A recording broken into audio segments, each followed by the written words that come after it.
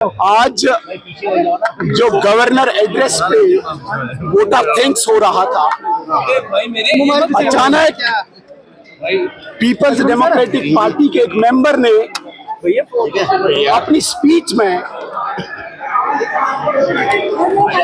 भारत को चेतावनी दी। उन्होंने कहा इस वक्त स्प्रिंग पे पांव है और ये स्प्रिंग पे पांव हटने से आतंकवाद बढ़ेगा, अलगाववाद बढ़ेगा, जमात इस्लामी बढ़ेगी, पत्थरबाज बढ़ेंगे।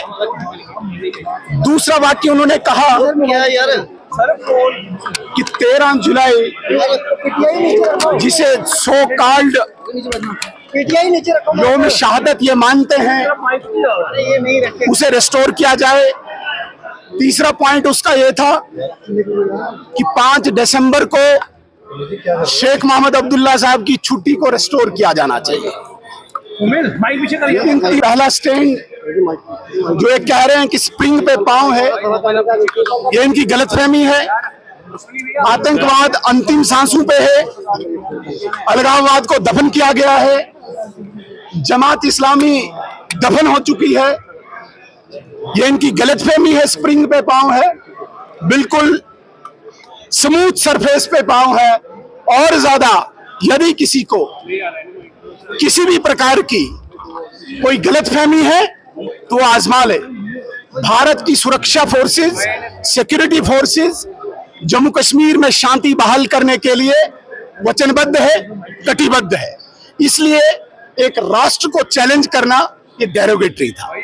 दूसरा, जो भारतीय जनता पार्टी का विचार है, चिंतन है, बिलीफ है कि महाराजा की ये दी हुई स्टेट, जिसको कश्मीर के हुक्मरानों ने आज तक एंजॉय किया है, महाराजा की दी हुई चीजें, फ्लड चैनल से लेके, जम्मू कश्मीर बैंक से लेके, एसपीएम कॉलेज से लेके, एसएमएच हॉस्पिटल से लेके, कई ऐसी अनेकों चीजें हैं जो कश्मीर के हुक्मरान आज तक एंजॉय करते गए और उन्हीं के विद्रोहियों को ये शहीद मानते गए, जबकि हमने उनको एक ट्रेटर की संज्ञा दी है, एक राष्ट्रद्रोही की संज्ञा दी है, जिसको ये डेरोगेटरी मानते हैं।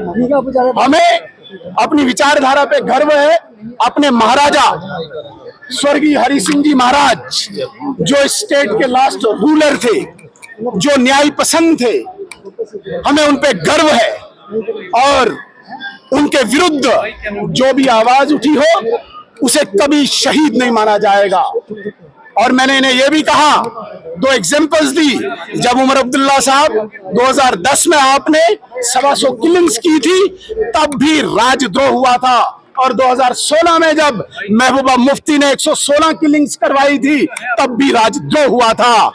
इसलिए मैं स्पष्ट करना चाहता हूं कि 13 जुलाई जिसको ये सो कॉल्ड तथा कथित यौम शहादत मानते हैं, उसको हम ट्रेटर्स डे मानते हैं। दोबारा कभी ये जम्मू कश्मीर की धरती पे रेस्टोर नहीं होगा।